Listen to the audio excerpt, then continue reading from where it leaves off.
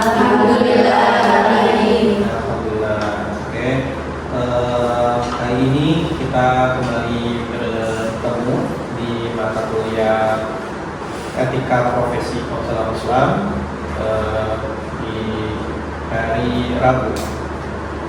Sebelum kita mulai perkuliahan, kita apa baiknya untuk berdoa terlebih dahulu agar apa yang kita pelajari hari ini bisa bermanfaat buat kita semua dan bisa diamalkan dengan baik di kemudian hari. Ala hadiniya ma'alatul yatim salihah al-fatihah.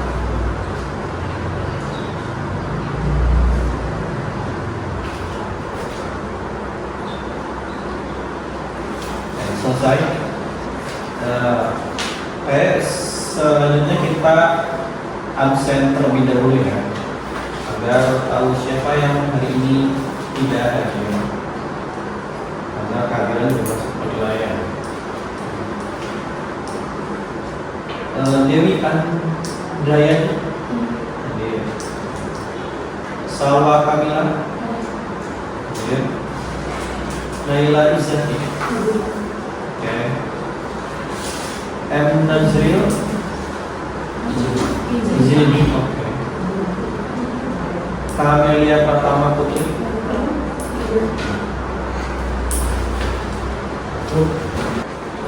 Oke, kita akan melanjutkan perkuliahan yang hari ini sudah masuk ke pertemuan ke-6 ya.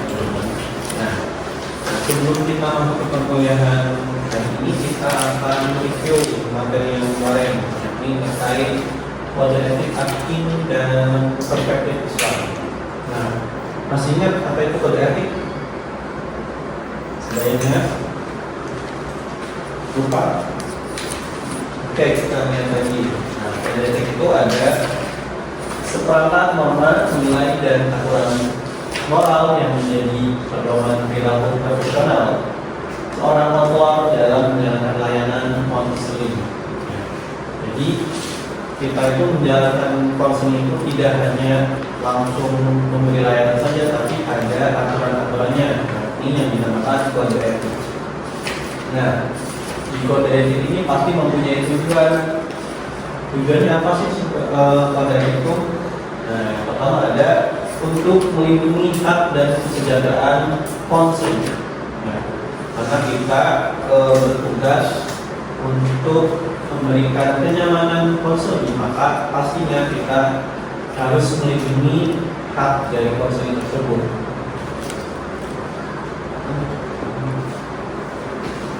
Kemudian yang kedua ada menjadi pedoman perilaku profesional konselor. Jadi kita harus berpedoman yang mana seorang konselor itu harus profesional. Ada asas-asas yang kita harus jaga. Apa itu? Kemarin asas-asas ada berapa? Asas-asas konselor.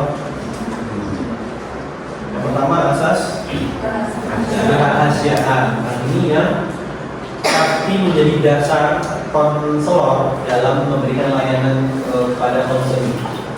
Jadi kita harus menjaga rahasia dari apa yang diceritakan oleh konsul. Tidak setelah memberi layanan malah kita cerita-ceritakan. Nah, itu sudah melanggar kode etik ya.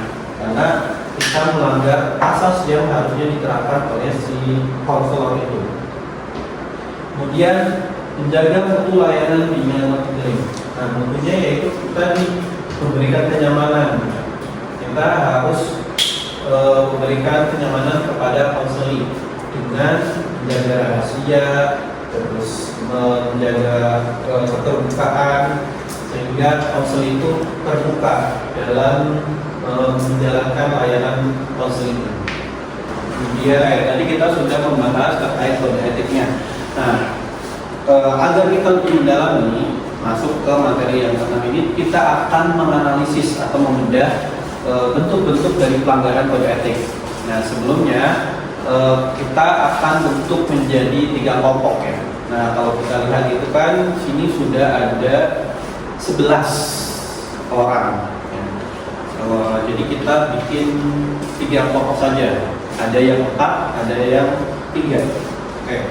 dengan menghitung mulai dari Mas. 1, 2, 3, 1, 2, 3, 1, 2, 3. 1, 2. Bisa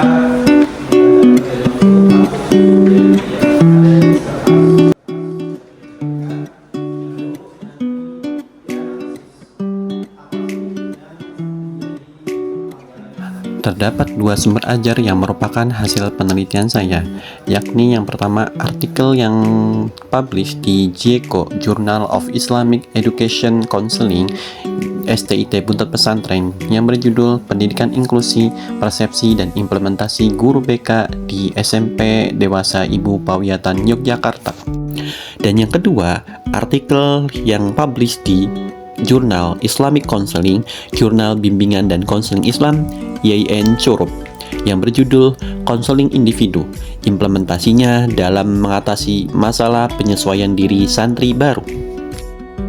Kedua artikel tersebut membahas terkait kode etik konselor atau guru BK, baik di sekolah maupun di pondok pesantren, yang mana seorang konselor harus dapat menerima keadaan konseli agar konseli merasakan kenyamanan dalam layanan yang diberikan oleh konselor atau guru BK.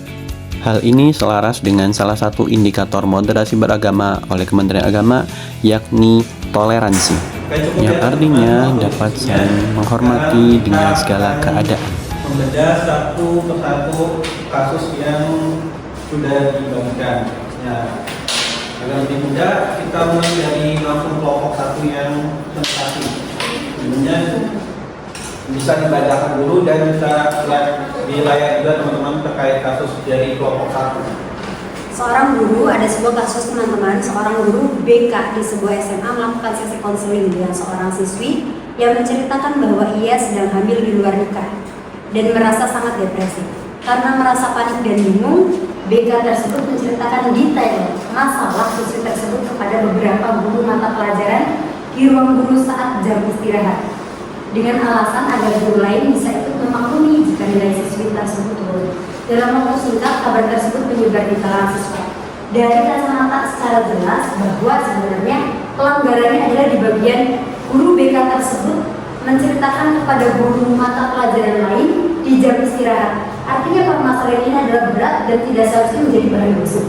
Berarti etika dari BK yang dilanggar adalah kerahasiaan. Misalkan pun ingin diberantas atau diselesaikan, tidak sepatutnya untuk menceritakan di jam istirahat kepada guru mata pelajaran. Harusnya cari misalkan kepada wali kelas atau kepala sekolah yang lebih berwenang pada kasus tersebut dan kepada siswa tersebut.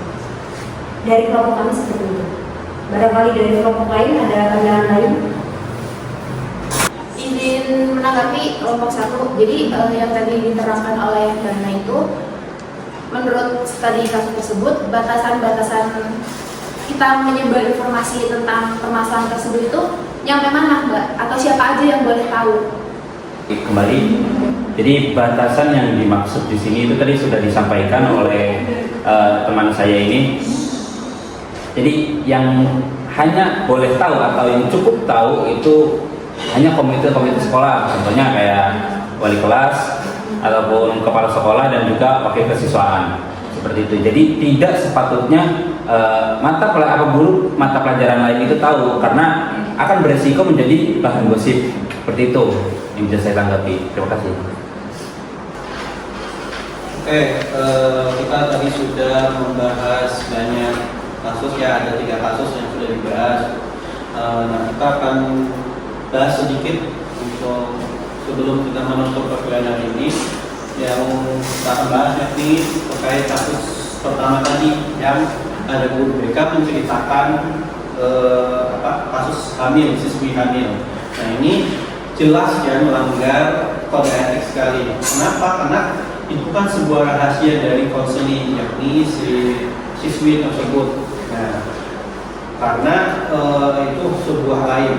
Nah, padahal ada hadis Rasulullah yang mengatakan, yang diriwayatkan oleh Imam Muslim, bahwa siapa yang menjaga aib orang lain, maka aib sendiri pun akan dijaga baik di dunia maupun di akhirat. Nah, itu menjadi sebuah landasan atau dasar seorang konselor honor untuk menjaga kerahasiaan konselingnya. Ya. Nah, makanya apa yang diceritakan oleh siswa atau siswi untuk nanti teman-teman ketika sudah mengamalkan ilmu di sekolah itu harap menceritakan atau membukanya itu di orang-orang yang memang berwenang saja, ya. Tidak harus semua guru tahu. Ya. Jadi misalkan yang berwenang itu siapa, ya wali kelasnya atau wakil kepala madrasah bila bidang kurikulum atau kesusahan yang memang berkewenangan, ya. Jadi tidak semuanya harus tahu. Ya, dan itu pun ketika memang sudah urgent sekali. Jadi cukup di orang-orang yang memang berkepentingan. Dan selain itu pastinya kita harus berkomunikasi juga dengan orang tuanya. Ya. Jadi jangan sampai melupakan orang tuanya, karena orang tuanya yang juga mempunyai tanggung jawab terkait hal tersebut. Untuk pembelajaran hari ini, semoga apa yang kita diskusikan, apa yang kita dapatkan pada pembelajaran pagi hari ini bisa bermanfaat untuk teman-teman dan bisa diamalkan dengan baik di kemudian hari. Mari kita tutup dengan membaca hamdalah bersama-sama. Alhamdulillah. Oke, terima kasih atas kehadirannya dan partisipasinya. Semoga sehat selalu dan bisa bertemu lagi di pertemuan selanjutnya. Wassalamualaikum warahmatullahi wabarakatuh. Waalaikumsalam.